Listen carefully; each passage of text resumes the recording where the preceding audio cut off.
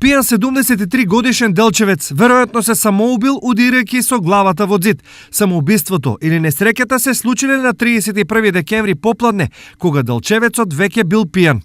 Повредите настанале со паѓање под дејство на алкохол и удирајќи ја главата во зид, каде што е нанесено скрашеница на череп и внатрешно и надворешно краварење со кое пациентот завршува фатално.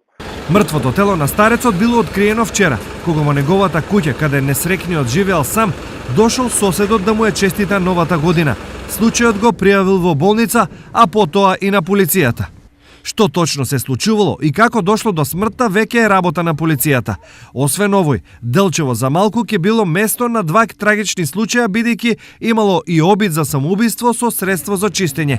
Малата доза и брзата интервенција таму спасиле живот. Освен овие два случаи, Делчево новата година ја започна и со алкохолни труења на 5 млади лица. Многу алкохол за нова година имало и во Каменица, каде лекарите морале да интервенираат во 2 алкохолни коми.